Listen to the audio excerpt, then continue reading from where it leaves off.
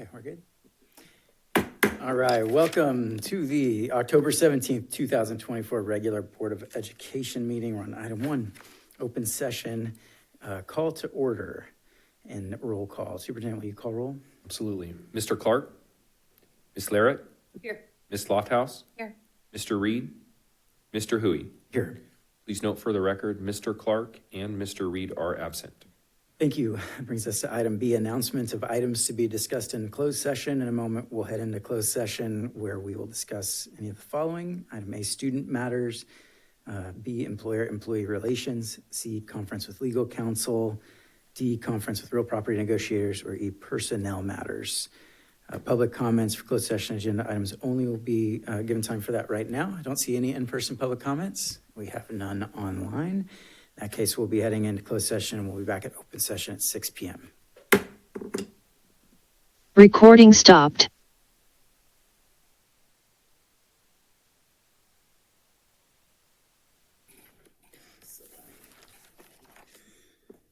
All right, welcome back to the open session of the October 17th, 2024 regular Board of Education meeting.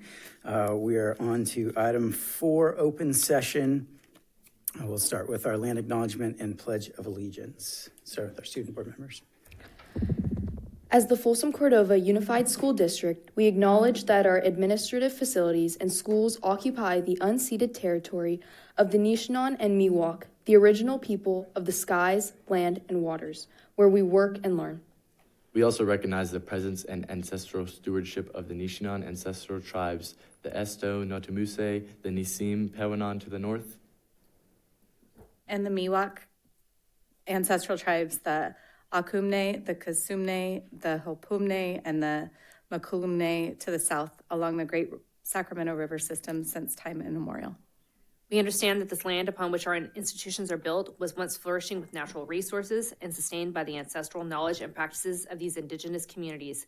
We acknowledge the injustices of colonialism and attempted genocide that have impacted these communities and recognize the resilience of their descendants who continue to thrive today. In our daily endeavors of teaching, learning, leadership, and community engagement, we commit to supporting, respecting, and honoring their culture, traditions, and lifeways. We pledge to work together for the evolving vision of the Miwok and Anishinaabe, especially all future generations. Great, thank you, Board. And if you'll please stand and join me in the Pledge of Allegiance. I pledge allegiance to the flag of the United States of America and to the republic for which it stands, one nation, under God, indivisible, with liberty and justice for all. All right, thank you. On to item 4C, broadcast statement. A broadcast and recording is being made at the direction of the board, and the broadcast may capture images and sounds of those attending the meeting. Folsom Cordova Unified School District Board Policy 1313 promotes mutual respect, civility, and orderly conduct among employees, parents, and the public. We will treat staff, parents, and members of the public with respect and ask the same in return. If any member of the public uses obscenities or communicates in a demanding, loud, insulting, and or demeaning manner, the board will calmly and politely admonish the person to communicate civilly. Public comments during board meeting are an important component of public engagement and transparency. Members of the public will not be permitted to yield their speaking time to another member of the public. No written public comments were received prior to the board meeting. Per the Brown Act, the board is not allowed to enter into a two-way discussion on any matter not on the agenda. And item D, roll call. Superintendent, will you call roll? Absolutely. Ms. George? Here. Mr. Merrill? here. Mr. Clark? Ms. Larrett? Here. Ms. Lofthouse? Here. Mr. Reed? Mr. Huey? Here. Please note for the record that Mr. Clark and Mr. Reed are absent. Great, thank you. On to item 5, reporting out of closed session. We do not have any items to report out of closed session today. It brings us to item 6, adoption of agenda. Do we have a motion to adopt the agenda? I'll move. Motion by Ms. Larrett. Is there a second? I'll second. Second by Mr. Merrill. Superintendent? Ms. George? Aye. Mr. Merrill? Aye. Ms. Larrett? Aye. Ms. Lofthouse? Aye. Mr. Huey? Aye. Motion carries 3-0. Thank you. And on to item 7, agenda consent. All items listed on the consent agenda will be acted upon by one motion without discussion.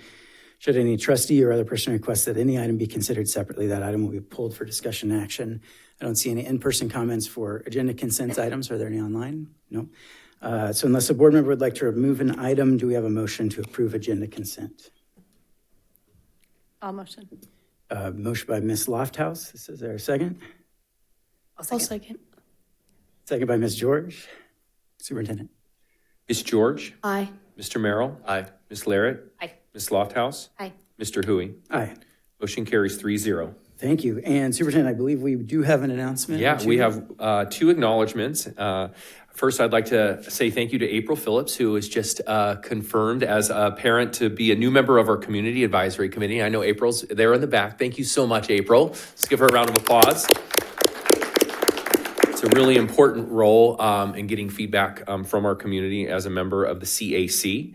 And then I'd like to invite Jose. You're on the spot, my man. You have to come up here real quick. I'm going to say a few words while you're making the journey. So, Jose, the board just approved Jose to be a manager of the maintenance and operations team.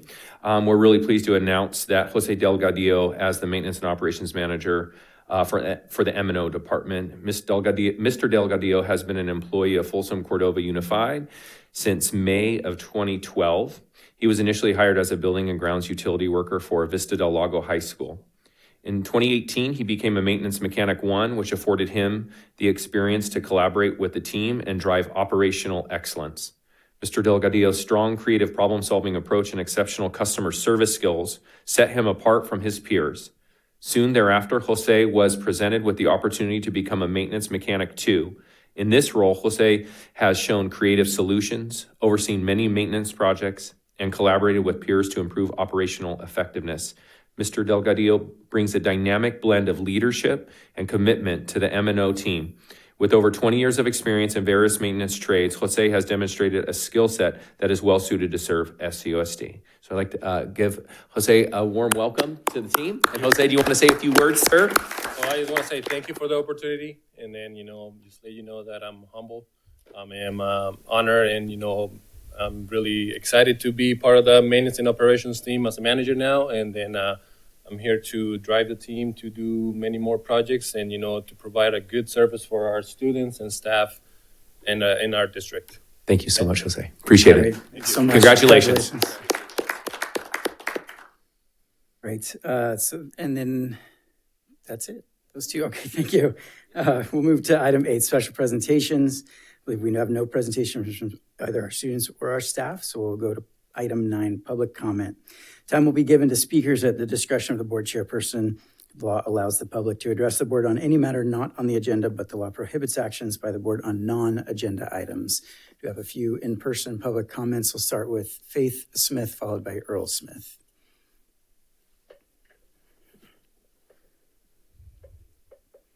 Welcome. Hi, my name is Faith Smith.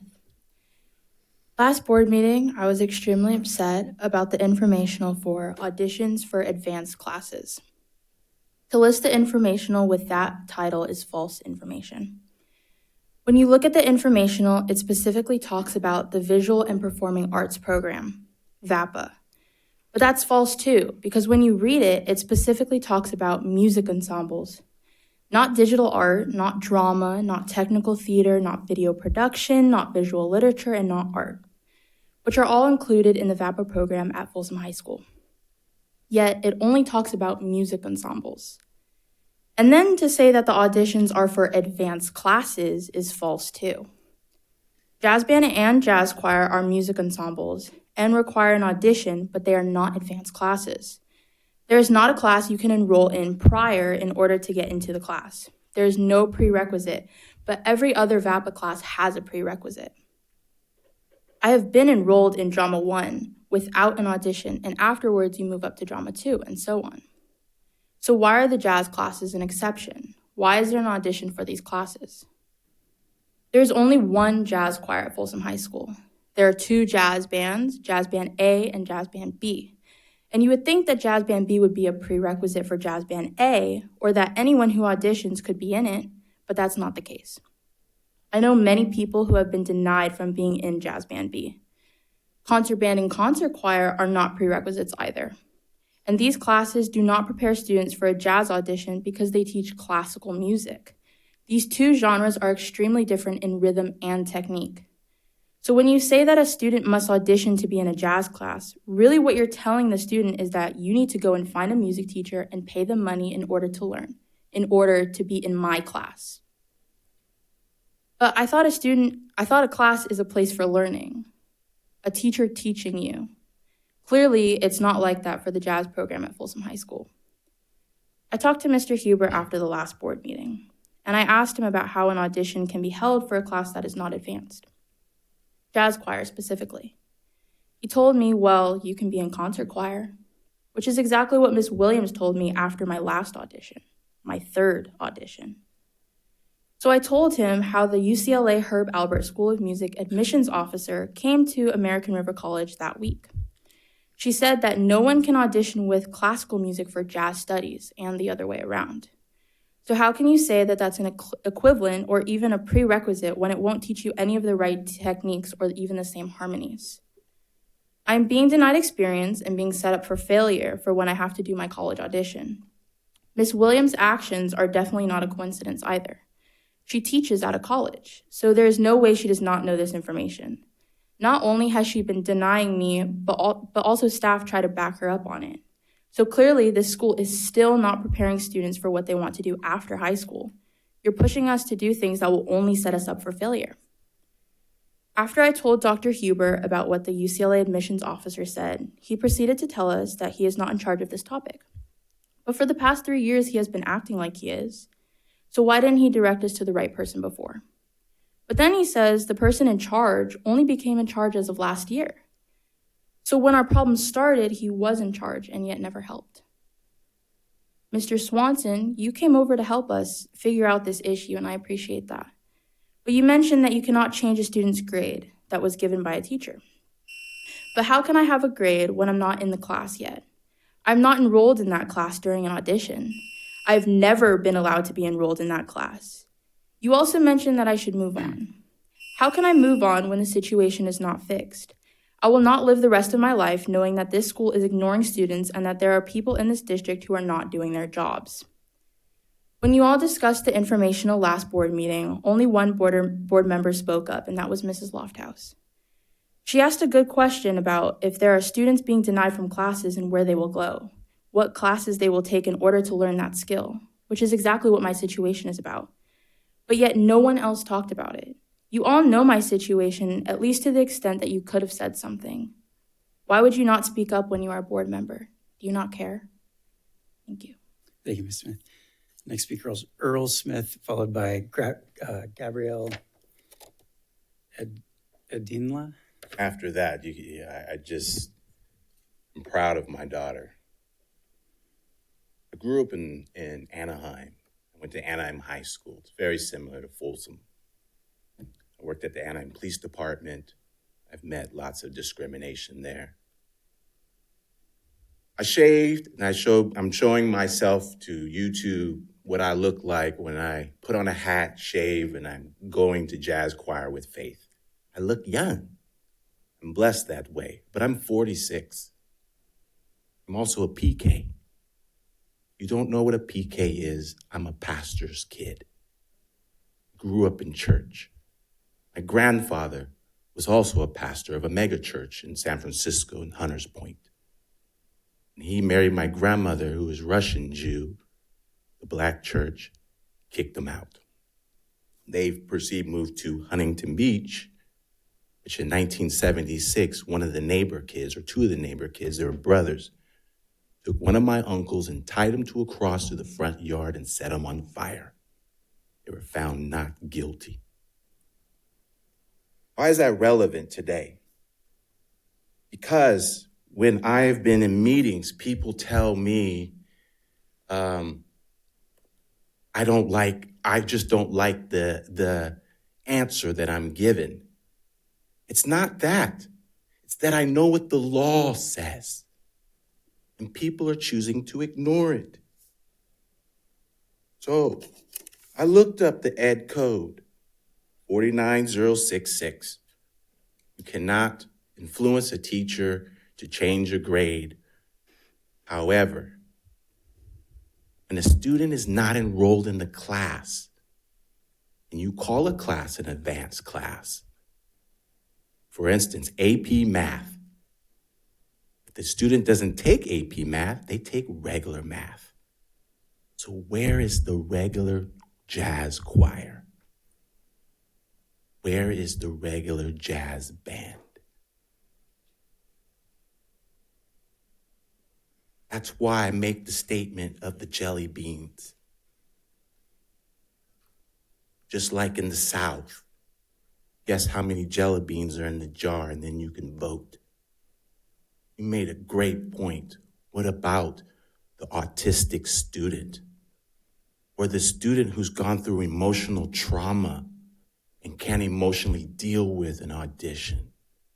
And you tell that student you can't study jazz. That's my culture. I don't see many Black people in this district. You're denying people from learning my culture. Thank you. Thank you, Mr. Smith. Oh, one last thing. The audition thing that was posted, it doesn't say anything about denying students, just the audition. I'm not saying not have the audition. I'm saying just have a regular class that kids don't make it to your called advanced class. Put them in the regular class. Thank you. And next speaker, Gabrielle, forgive me, I have trouble reading the last name, Edinlau? Oh, jeez. Good evening, board and superintendent. My name is Gabrielle Ednilau, and I'm here with CalFresh Healthy Living. And if you want to introduce yourself. Hi, my name is Laura Quinones. I'm the program supervisor for the CalFresh Healthy Living program here in Sacramento. Yeah, so I'm a nutrition educator, and we are here to tell you about our program funded by CalFresh Healthy Living, which is federally funded. And we are nutrition educators, simply educating K through 12 and pre-K throughout Sacramento County. So we work currently with a lot of schools within Elk Grove Unified School District, and we wanted to come here to tell you guys today about what we do and hopefully get our program noticed by you guys, and hopefully in the future maybe approved to be in your schools. We have Cooking Academy, which teaches 4th grade students knife skills and cooking skills. So they work with real knives and skillets to learn everyday skills about cooking and how to implement that in their own homes. We also have a gardening program within different age ranges. So within the school day, we're able to teach the children how to garden and the importance of fruits and vegetables within their diet. We also have physical activity that we're able to help implement within classrooms, simply because we know that in today's age, technology takes over physical activity within a child's day. But most importantly today, I wanted to talk about Up For It, which is a workbook about nutrition and health, and it can be used supplementally within 4th and 5th grade classrooms, and I'm able to provide guest lessons for these classrooms as well as taste testings. So we have folders for you today to know about our workbook and our program. And if you guys are interested and have any questions, you guys are more than welcome to contact us. And we hope to be working with you guys in the future, or within the schools in the future. And then if anything else you want to add. Perfect. Okay. Yeah, thank you. Awesome. Thank you very much. Mr. Martin right there would love to take the folders from you. Thank you so much. Thank you. All right, that's it for our in-person public comment. Do we have anything online? Nothing online. Okay, that brings us to item 10, reports of district organizations, starting with our Student Advisory Board. Hello, everyone. Our SAB higher position elections, we're calling it the cabinet. They were held and concluded between last board meeting and today. We have elected a secretary, event coordinators, 2 of them from each city, a comprehensive media team, and that includes a visual media, marketing, and newsletter committee. And we have 2 ambassadors at each school site that we have. So I'm glad, and I'm looking forward to working with this super cool cabinet we have now that we have 100 students, over 100 students.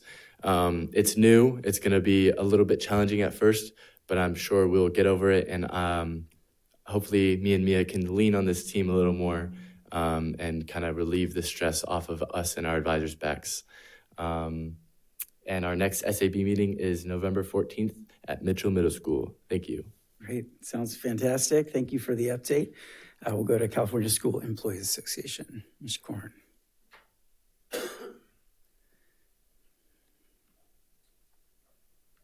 evening, board members and Superintendent Swanson. Not much to report tonight. MOUs 2 and 4 will be up for ratification next Wednesday, the 23rd.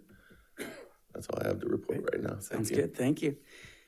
Folsom Cordova Education Association, Ms. Sansabach. Welcome. Small group. All right, good evening, families, board members, staff, and teachers present, and everybody online. I want to give a congratulations to the Community School Committee and staff on the recognition they've received recently. The State Board of Education reached out to the community schools, RTAC, to see if there was some district making strides in this arena, and our district was selected to present in November. This program reflects collaboration, communications, and a willingness to listen to all. There was a quote that was heard during the Community School Steering Committee yesterday afternoon that resonated with me that went something like, not assuming I know what you need, but ask the stakeholders, which include families, students, and staff, what is needed and how best to decide how to deliver those needs. Monday of this week, there was a professional development day incorporated into the instructional calendar. Certificated staff attended sessions on the art and science of teaching, ELA math and literacy, solution trees seminars like the 15-day challenge, PLC training, and much more. Though this training is important work of FCUSD is focusing upon, it doesn't seem to match the quote that just was stated yesterday. This was not a collaborative effort with stakeholders except for a few sites, notably Mills Middle School, who had an 80% or higher attendance rate compared to the other 331 other teachers who did not attend this PD throughout the district. I don't know the reasons why there is such a high percentage of teachers out, but FCUSD and FCEA are collaborating to find out data to compare attendance with this year when it was part of the instructional calendar versus last year's October PD, which was voluntary, and creating a survey for administrators and certificated staff to discover more about what they need and how FCUSD can deliver it better. Thank you. Thank you. Folsom Cordova Leadership Association. Good evening. Good evening, Superintendent Swanson, Board President Hui, and board members. Good evening. This evening, I would actually like to highlight the FCLA classified leaders who are attending the 2024-2025 AXA Classified Educational Leaders Academy. This opportunity is not only a testament to their dedication and hard work, but also truly a significant step towards enhancing our leadership capabilities within the district. So this academy is known for its comprehensive curriculum that focuses on development of leadership skills, fostering a collaborative environment, promoting innovative practices. Our classified leaders gain valuable insight into management strategies, communication techniques, problem-solving skills that are crucial for their roles. Investing in the professional development of our classified leaders is an investment in the future of our district. It demonstrates our commitment to nurturing talent and ensuring our leadership team is well prepared to meet the challenges of today's educational landscape. So, thank you. Great. Thank you, Ms. Pearson. And District English Learner Advisory Committee.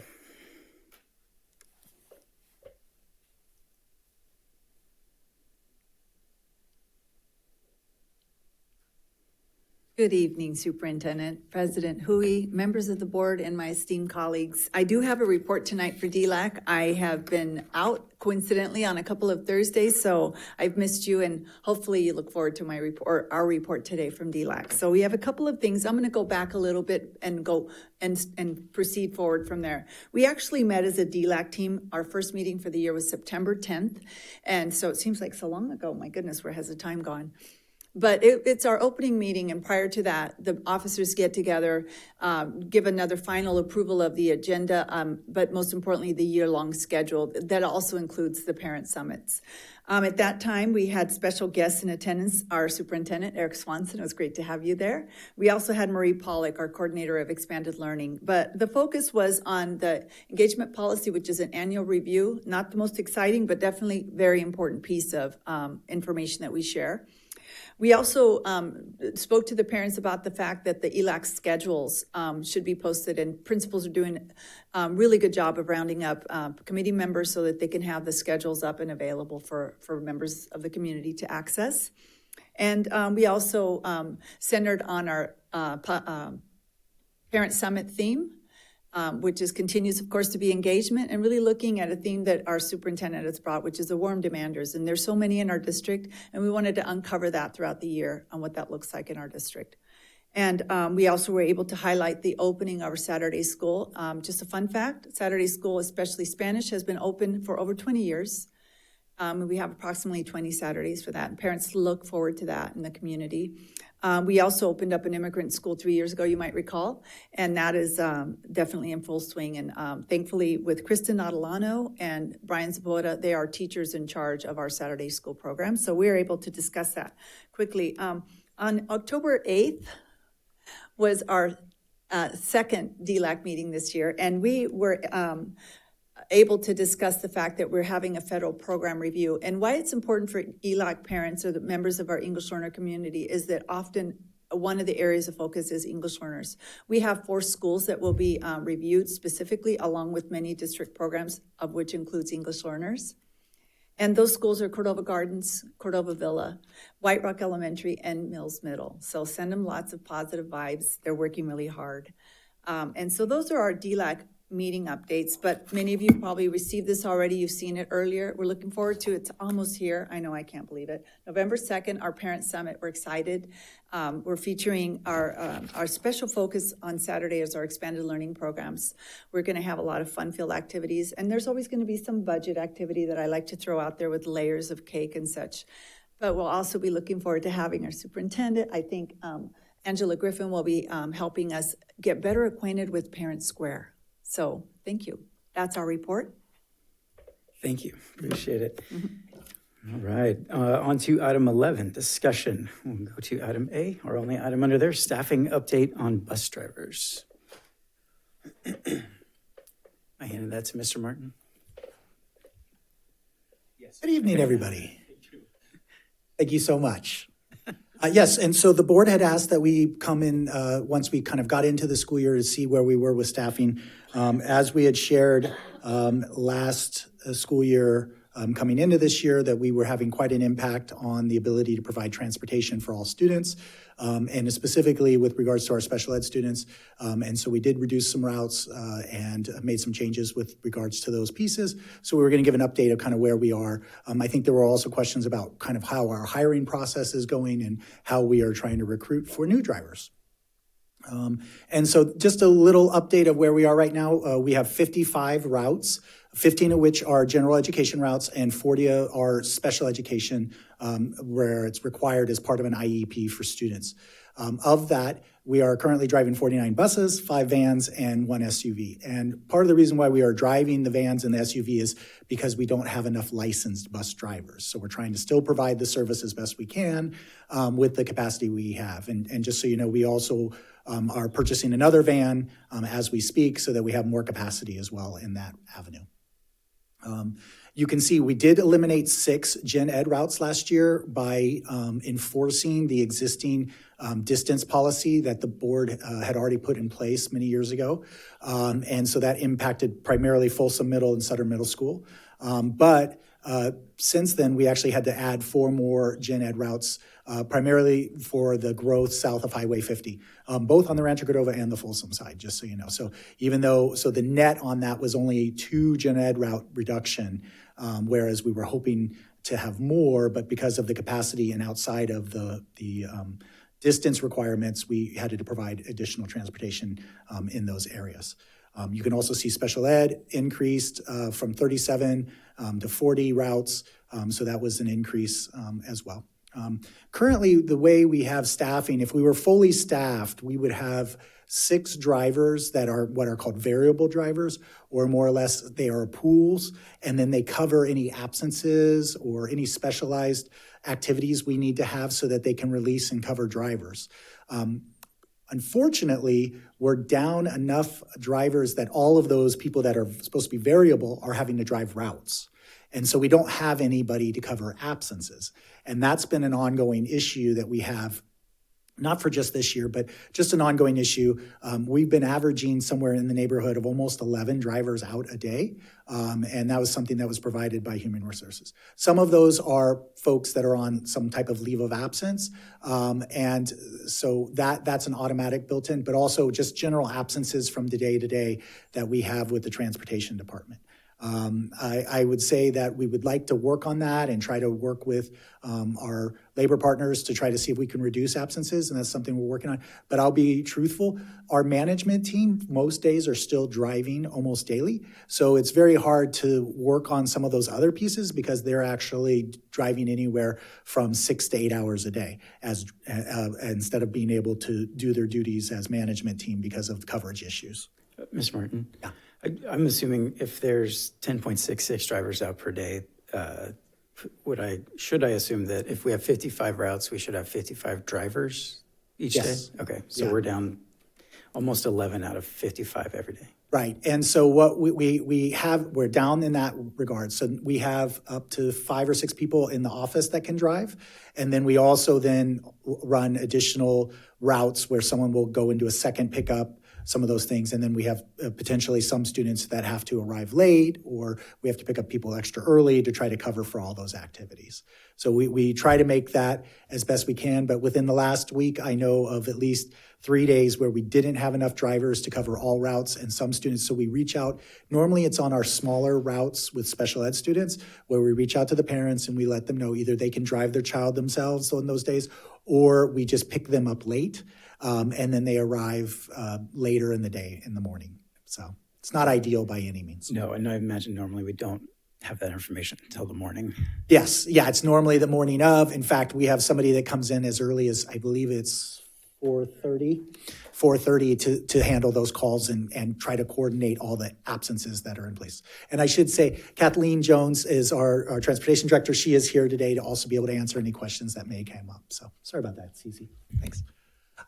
So just kind of continuing on, special ed, one of the goals of some of the adjustments we had talked about was to try to reduce the ride times of our students, specifically on special education. So what we have seen is with going to neighborhood schools, we have seen some benefit of that, but there are still students on some of the far ends of the district where when we're dropping off, 8 to 10 students, and they're the last student on the far end of the district, you have to remember that with the special ed students, a lot of times it does require us to stop at the location and then help the student get off the bus, drop them, take them to the door, and then move on to the next student. So it's not a quick drop. And so just because of distances, some students are exceeding over an hour one way. So there's about 50 students at this point. And so that's actually backwards of where we were hoping to get to, but also because we are seeing more and more students south of Highway 50, but then they're going up to, Folsom Middle School. That drive and distance is quite a ways out. And then we also have students as far as American River and Canyon up in the north, and then of course Mather Heights down in the south. So those are long distances, and when they're the first student, they have to be the first student on the bus. Then we have 7 or 8 more students we have to pick up. It adds up on the time. And so that's something we're looking at now. We have about an hour and a half ride for about 20 students, which is not something we want to continue to be able to do if at all possible. So you can see there that the transportation office staff, including the supervisor and director, have been driving almost every day. At the beginning of the year, we were doing a little better, but as the daily absences kind of crept up on us, we've had some issues with the capacity of being able to provide. So other impacts of the current staffing issues, transportation for field trips, sports activities, those have been limited. We have been able to do most of the field trips to date within the school day because the drivers are done with their routes. But anything that's outside of the day is pretty much something that has to be chartered at this point, or we do shuttling, or with a lot of sports teams, at the secondary levels, they'll use their vans. Some of them have vans, and they'll transport the students that way, or they'll have parents transport. So I have a quick comment on that Sure. one. Is there a way, because I know we've had this happen a few times, where we're getting them there, and then we're finding out when we're actually at the game that the bus isn't going to be able to come back and pick up. So then we've had a few instances where we've been kind of scrambling on really? site. Okay. So I just don't know if there's like a better way that we can communicate, like, hey, Yeah. we're only going to be able to, because it's like, I think some of them, and because of this crunch on the fill-in and everything, they've exceeded their hours, right? And so Correct. it's like so we've had instances where it's like, hey, if you guys aren't back by 8:00, but if the game doesn't start till 7, we have to leave you. Yes. So then Yeah. we're kind of in a scramble then with parents of like, hey, how many seats do you have? How many seats do you have? And then, the authorization to drive other students and things like that. So there's just a way that we could, like, I know last week were able to communicate that ahead of time. So there was plans that were able to made, like, hey, we're going to be able to get you up, but not back. So we need to make sure that that's all done. But if there's just a better way that we could communicate to the teams, if it's not going to be both ways, Sure, of course. especially on that secondary backwards trip. Yeah, and we normally, I thought the process normally for us is we're communicating up front if we cannot provide transportations in both directions. Yeah. So I don't know if that's communication that's not getting to the parents through the transportation department, through the coaches, or what the process is, but we can follow up on that for sure. Yeah. There just needs to be a gap. And it could be too, like I said, because it might not be, we might have had to call people in early to cover those morning routes. You know what I'm saying? And so then it's the exceeding of the hours. And then So I'm it not changed the time. So I think it just changes. So I'm not sure Okay. that it's like, it's not like someone not doing a job and not being intentional about like, oh, hey, we didn't communicate that. I think it's just is that we've just exceeded the hours, right? And we don't kind of know when that's going to happen. Right. Because it's so last minute with the absences. You know what I'm saying? Yeah. So. And what Ms. Larrett is speaking to is the fact that drivers can only drive within a certain amount of time each day that they have a capacity on. And so if they exceed a certain threshold, then they can't drive anymore for that day. So that's something that we have to balance as well. But thank you for sharing that. And we'll follow up on that one for sure. The other issue that we've had is on the general ed side. We have approximately about 150 students who are on a waiting list, meaning they meet the qualifications for transportation, but we don't currently have space in our current capacity. That would be equivalent to about at least 2 additional routes, depending on where all the students lie, but at a minimum. And so at this point, we're just, again, transportation is not a required service. It is an optional service. So we prioritized special education first, and then we had open registration. And then once we're at capacity, we have to cut it off. And so that's where we're at right at this point. But we definitely have additional students who would like to participate in transportation services that we can offer at this time. Also, we used to initially have daily riders. So students could buy tickets just on a daily basis. But to do that, we would have to have existing capacity, and we just don't have capacity to do that either. So that's been gone for the last couple of years. I think the first year I came in, we actually eliminated that one. So just some other impacts related to the shortfall of staffing, right? And we wanted to make sure everybody was aware of all of these things. So now I'm just going to jump into, and I'm going to share, Dr. Ogden is not here, but Linda Thurlow is the Executive Director of Administrative Services. She supports the HR team. She can answer questions with me along this line, but I would just recognize the HR team and some of the recruitment efforts that we've tried to do. You can see we have job board. We have 38 people that have at least shown interest for transportation since July 1st as a transportation position. I will tell you though, and I think I've shared this before, going from interest into it to completing the entire process to become a licensed bus driver is quite intensive. And so we normally see on a class of 10 or so folks, we normally see 2 or 3 people potentially complete the class is kind of where we are. So normally what happens is we get a large application pool. There is an introductory meeting explaining of the requirements of bus driver. So some of the biggest things are obviously you have to be able to drive, right? But also you have to eventually apply for a license where it changes the requirements. So like there are more strict requirements. You can not have a DUI or a blood alcohol level above a 0.0. So, the legal level is 0.08. And so you have things of that nature. So that scares some people off. Obviously, we do random drug testing associated with those positions. It's the only position in the district that requires this random drug testing, and they're in a pool. So that scares folks off as well. And then just the requirements, they're going to be in class for about a month, and then they have behind the wheel training for about a month. Now, during that time, we will pay the person to go through. They'll be hired as a cadet. They can drive vans. and then, of course, all of our normal clearance processes. So that whittles away probably at least a half to 2/3 of the people that show general interest. And then we have a class that those people actually participate in. We have to have a licensed trainer, and unfortunately in our district, not unfortunately, but our only trainer is Cece or Kathleen. And so as she's also driving and she's the director, her prior position has still not been filled. We've had that position open for quite a while, and that's just across the state. Licensed trainers are hard to find. And so what we've been doing is bringing in outside folks who are retired that have those qualifications, and they contract with us. So we actually had somebody who did our first class.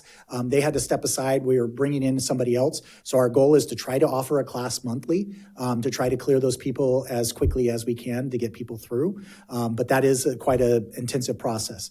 And so we're working on that, and I'll talk later on about some of those, kind of where we are with all of that. But you can see all the different Google jobs, LinkedIn. A lot of people look online, so we try to get on all job boards possible. We also have what's Handshake, which is through the local community college and the universities locally that are looking for students who are looking for jobs. EdJoin, which is the website that is mostly used for certificated staff, but all education positions are put on EdJoin. But if you're not in the education world, you wouldn't know to look there. So that's why we do all of the other location areas under Team Taylor. You can also see we worked with a recruitment company to try to see if their Insight Global is a recruitment partner. And so they're trying to see if they can find us licensed certified bus drivers. They had 6 candidates. You can see there were 2 in process. And then they've exhausted all viable candidates they had as well. So we're trying as many avenues as possible. And I'll just continue on some additional recruitment efforts. You can see we've been at several recruitment fairs. You can see those there. There was a Save Mart at a distribution center in Roseville. We did have 7 applicants. All of those fell through, just so you know. So we are continuing to try to recruit at any opportunity that we have. We are planning to do a transportation-specific job fair in February. We were planning to do it this year before the end of the calendar year. But unfortunately, our trainer wasn't able to continue training with us. And so as we're bringing a new trainer on, we wanted to make sure that person was in place before we do the recruitment fair. So we pushed that out a little bit till after the holiday season. Hopefully by then everybody will need a job because they'll have Christmas and all the costs associated with that. There was a conversation I believe someone brought up about SAC RT and that they have some retirees or other people that might be interested in participating. And so our classified manager, Roxanne, she reached out and is working to distribute information to them so that we can communicate to that group as well. So as you can see, we've got a lot of irons in the fire. We're trying to recruit out in a lot of different ways to try to see if we can get interested parties to do the process. And again, we're willing to pay folks from the get-go, even though they're not licensed drivers, to get them in. You can see there's our rate of pay. We feel like we're competitive with our rates of pay. We also, as we talked about, at least every other month, we were going to try to do monthly, but again, our trainer fell through, so we're continuing that. But at least every other month, we're offering a full paid training classes for our interested parties. In 23-24, you can see we had 5 classes, 27 applications, 10 went through the training, and they're all drivers for us at this point. And when we say applications, those are the ones that actually had applications that met all the requirements and started the classes. We had a bigger pool than that of people that just applied. So far, we've had 1 class. We had 11 applications and 5 participants. We hope, I don't know, Cece, if we have an update on the 2 that are 2 folks that were going to do their testing. Did they test through CHP yet? Okay, so we've got a new bus driver then. So they go from being a cadet over to a driver, and so we'll continue doing that. But, we'll take the wins where we can get them at this point and try to build the capacity back up.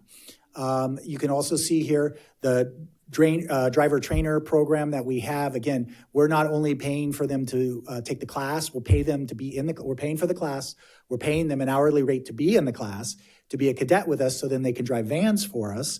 And then on top of that, we're willing to pay all their fees associated with getting clearance. Because another hiccup we've seen is some folks, initially to get in, you have to get fingerprinted, you have to do other requirements to get cleared. There's a drug testing, there's a physical, and so that's cost to that person. And so sometimes they're not able to pay that.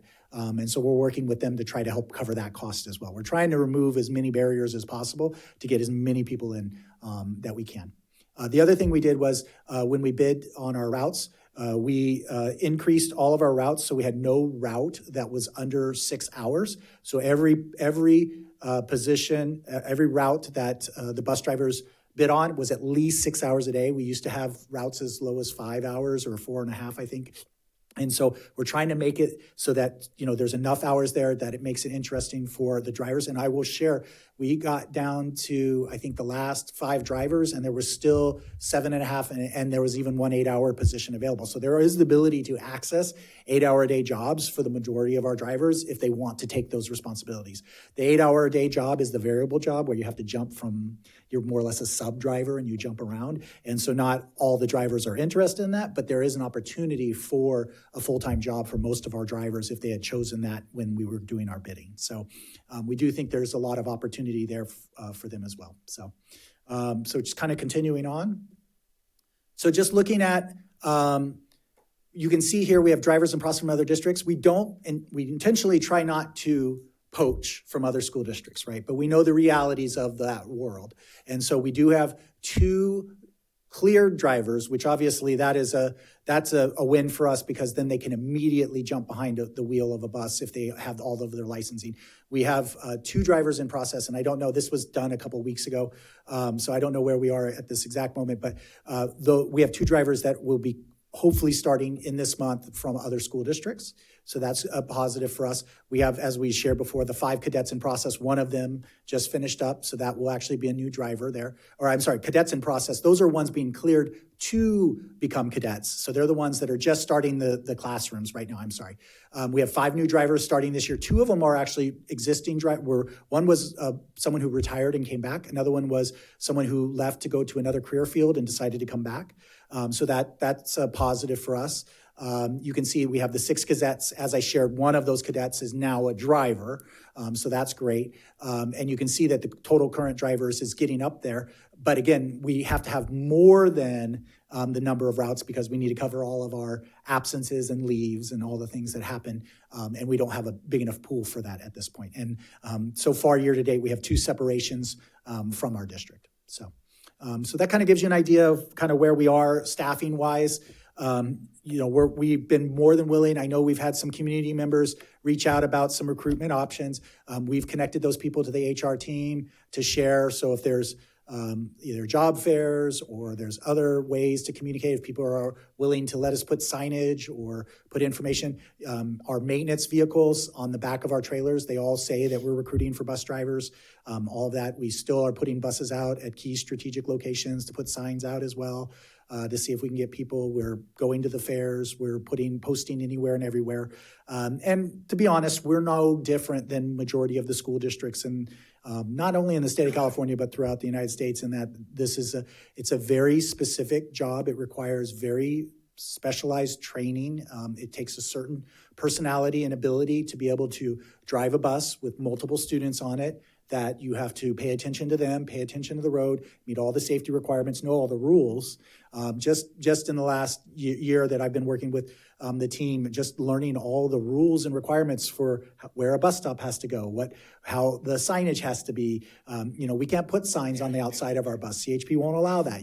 There's so many different pieces that come along, and it is very heavily restrictive on what we can or cannot do. So we have to make sure, because we have audits frequently with the CHP and other agencies. So that's kind of an update of where we are.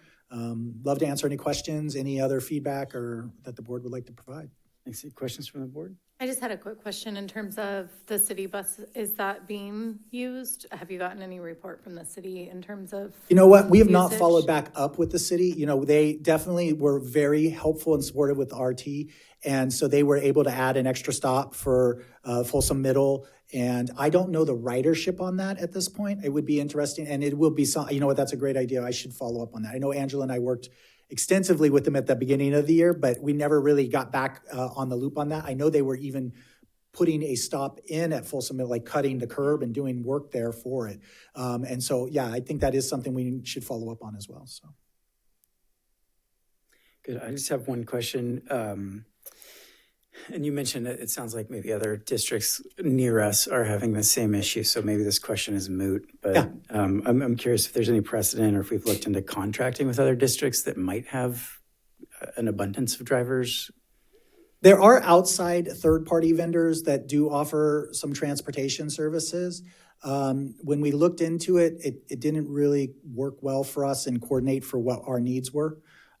Because also one of the biggest things we see a lot is there's a lot of variableness to the routes. So weekly, we may have to change, especially with students coming on the special ed routes, which is the majority of our routes. The gen ed routes are pretty straightforward, right? We have bus stops here and there. Unless you have 5 students, we're not going to add a bus stop. And right now, we don't have capacity anyway. But on the sped routes, we pretty consistently have changes on a lot of the routes. And so a lot of that flexibility and some of those options, they weren't able to provide for us. So it's something we've looked at. Other districts providing service at this point, I don't know about that. I know like up in El Dorado County, the high school district provides service to a lot of the smaller elementaries. But we haven't reached out to see coverage-wise if that would work for anybody, to be honest. Okay. But something we can definitely look into as an option. And there is a group that the transportation directors meet. And so that might be something, has anybody got capacity to pick up or provide? I know, we have in the past provided transportation service for other entities for other purposes, but yeah, we could look into that. I appreciate it. Any other questions from the board? Okay. We'll take public comments. I don't see any in person. Are there any online? None online. All right. Thank you, Mr. Martin. Appreciate it. Thank you, guys. All right. That brings us to item 12, Superintendent's Report. Awesome. Swanson. Thank you, President. I'll start off the report today to talk a little bit, as most of you on the dais know, that there was no school for students on Monday. Look to our 2 student board members, and I think most of you have students in our schools. We did provide a professional development, and Jeanette touched on a few of the offerings for certificated staff during the FCEA report. We did have some of our classified teammates were invited that are in certain classifications, and a couple of those trainings that were offered. The titles were Empowering Students to Meaningfully Engage, De-escalation Scripts and Trauma-Informed Practices, Compassionate Systems, Bus Evacuations and Accident Procedures, CC back there, and Environment Foundations and Supports for Preschool Students. I just cover this to say thank you to the curriculum instruction team and everyone else that helped them. It's a big lift, right, to get a full day of professional development planned throughout the district to make sure that our team is meaningfully engaged in learning that meets their needs. I definitely acknowledge what you said, Jeanette, and I'm excited about the survey to make sure that we're meeting the needs of our teachers and other staff members by that. But I zipped around and hit as many sites as I could. Saw Kanan at his site, and there was a really awesome training happening over there. But I saw a lot of staff engage in a day of learning, which is a priority for us in getting 1% better each day. So the second part of my report is last Tuesday, I hit my 100 days. People are like, oh, are you counting? Like it's a bad thing. No, I actually had a 100-day entry plan, and so it was important to count the days. And I have a report that I'm going to be submitting to the board, but I'll give it some daylight here, is that we spent time sort of logging all the engagements and linking the different pieces of media that were used or the slide decks that were used. And this is from not only when I started in July, but a little bit before that in my initial engagements after being named in May. And you can keep scrolling, Robin. This will be shared with you, but I wanted to make sure, and this will be shared also with the public to show you that I've been busy and just the right amount of busy, because I've had such a great opportunity meeting so many of our teammates and community members and elected officials, and learning about all the amazing things that are going on in our district and in our community, as well as some of the challenges that are in front of us and that we're going to face together and overcome for our students and our families. So with that, there is a video that the communications team put together. It's it's a lot of me, which makes me feel a little uncomfortable, but I think that just focus on the students and the teachers and the principals in the video. But I would like to especially thank the communications team, Angela Griffin, Jamina Vrioni, David Dean, and Robin Mandeville, who's going to push play on this video. Thank you, Robin.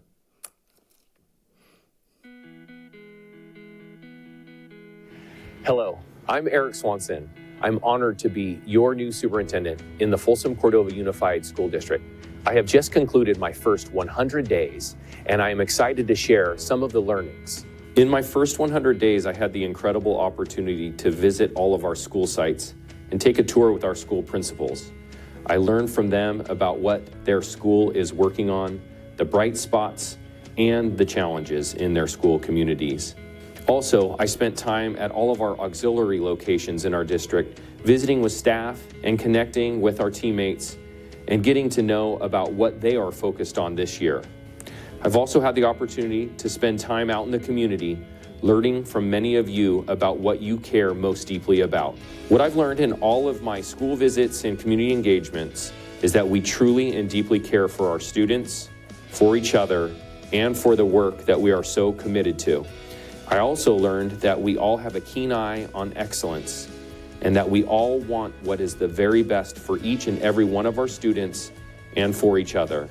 I learned that our team has worked diligently for several years to ensure that our schools are set up for success, focused on ensuring all of our teammates have the tools necessary for them to do their jobs successfully each day, have opportunities to access training to learn and grow on the job, and have the on-site coaching to make sure they feel supported in their daily work. It is clear to me that this district is committed to supporting our students and each other. With all of that, we have some room to grow.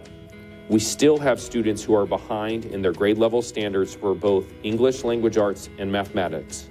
And we still have students who don't feel connected to their school experience. In appreciating our strengths and acknowledging the challenges in front of us, after my first 100 days, I have a great deal of hope.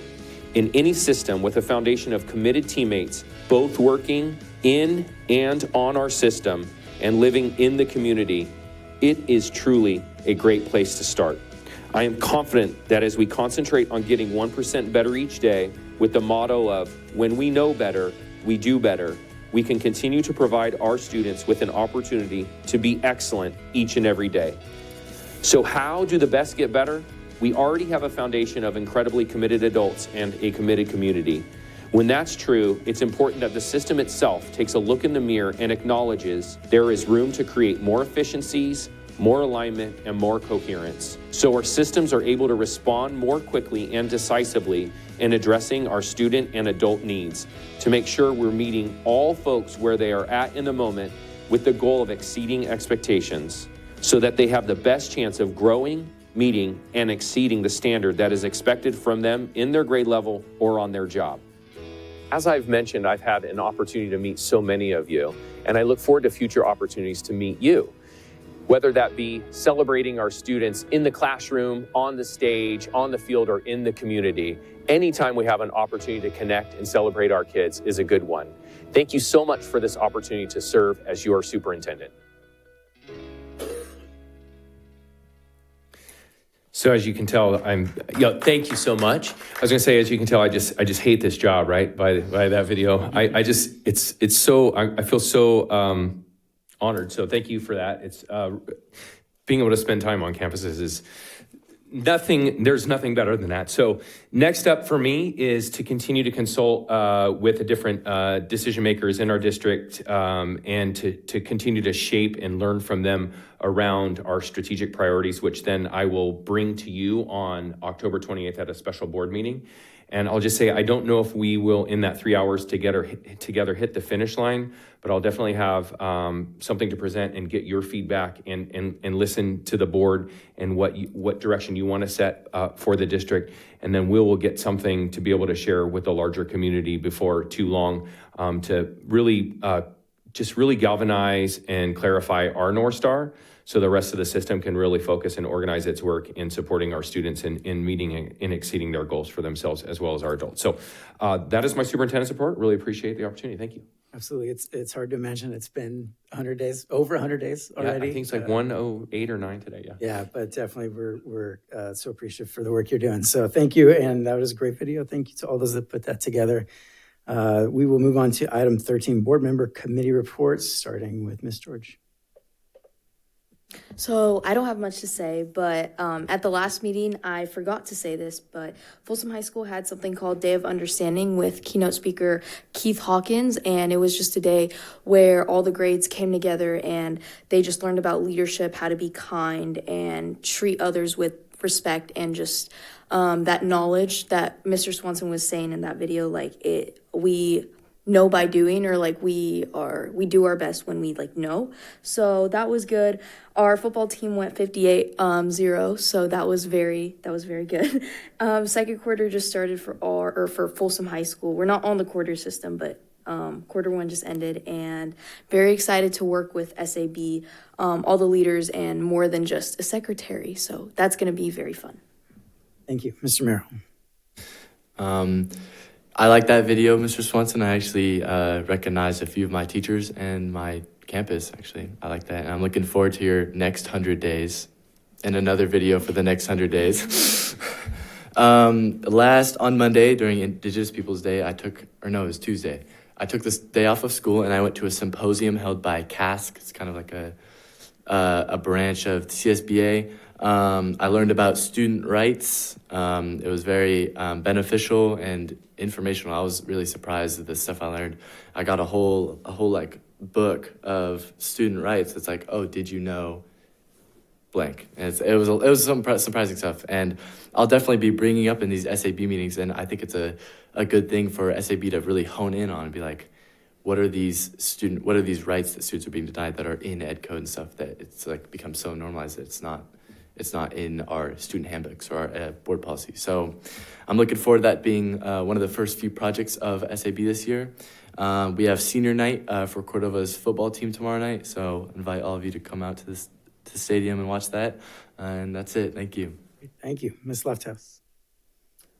Congratulations, Mr. Swanson. I know why your kids cried when they watched that video. Yeah. So I met with the equity team, the district equity team this past week, and it was a group of individuals that I could have spent hours talking to, and finally they kind of like kicked me out the door, like, okay, you're done. We have actually meeting to do too.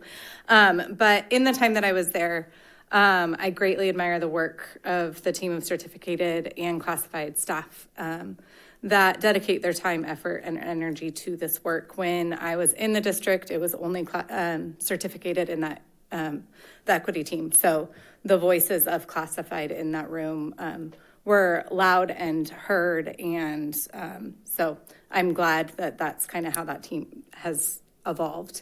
While I was there, I got to see their comprehensive strategic plan, which included the team's vision for FCUSD and a plan for implementation. And a few of the things we talked about were having leaders versus bosses, testing calendars, future video projects and storytelling, how to hear everyone's voice, recruitment and retention, and valuing our students, parents, and teachers, and the work we have to do to get there when where we want to be as a district. So it was very, very valuable, and I look forward to hearing more from them as the year goes on. Thank you. Ms. Laird.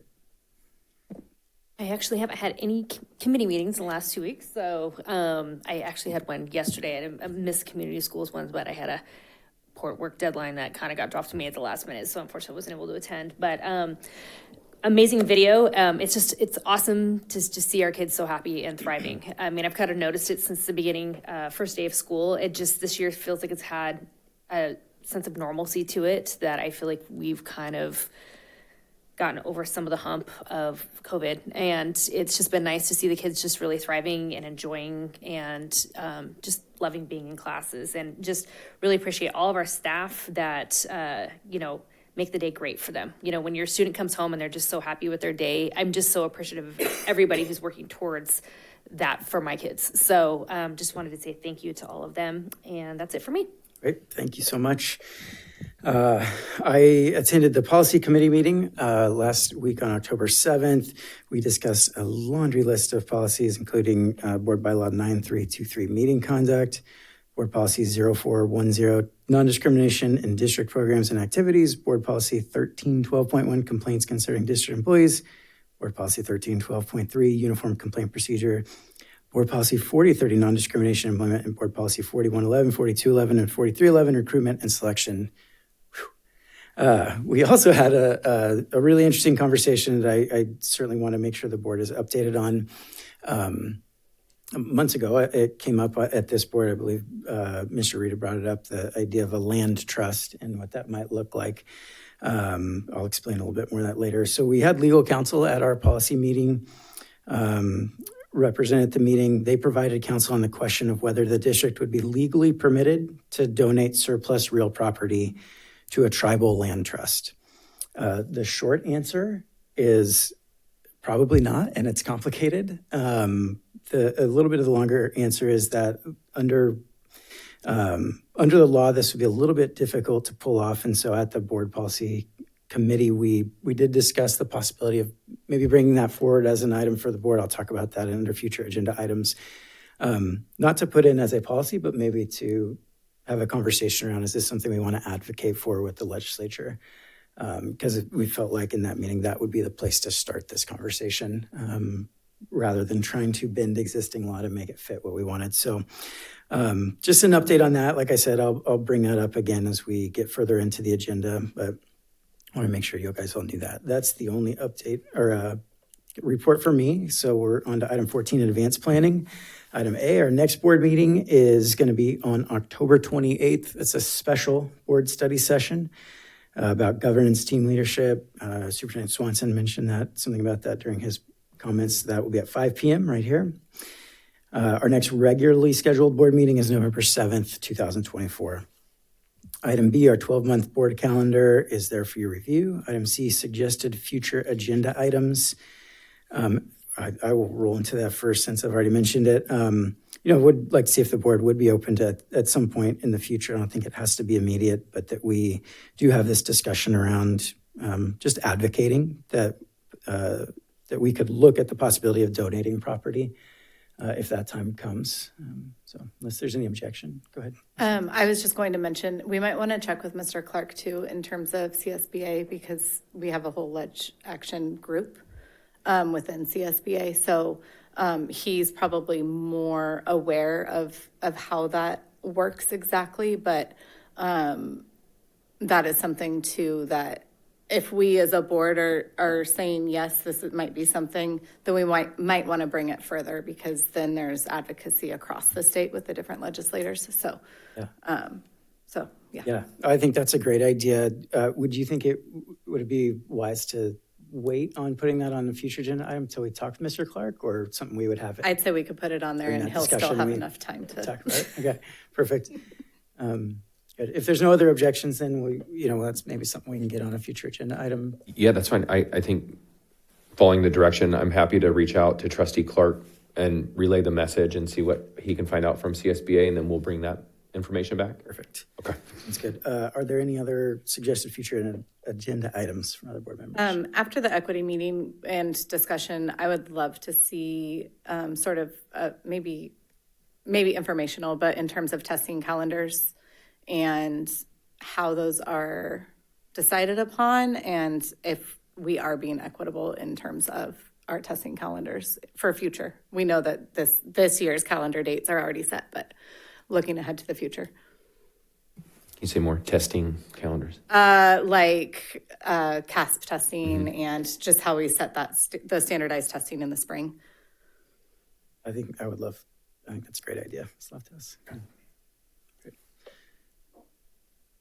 I can be more specific with Dr. Huber.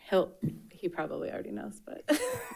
Yeah, I'm good on assessment calendar. I know that CASP, we have a window, and AP's fixed, right? And there's other things. Yeah, so I know it's navigating a lot of those things, but specifically what was coming up was cultural holidays falling within our testing week and how that impacts our students, our educators that maybe celebrate those cultural holidays, and the potential impact on our scores because of it too. Got it. So. Thank you. Great. Okay. Thank you, Ms. Loftus. Any others? Okay. That will bring us into item 15, just recess closed session. We don't need to do that. We finished our business in the first closed session. So we'll scooch all the way down to item 19, adjournment. Unless there's any objection, we will adjourn. Not hearing any, we are adjourned.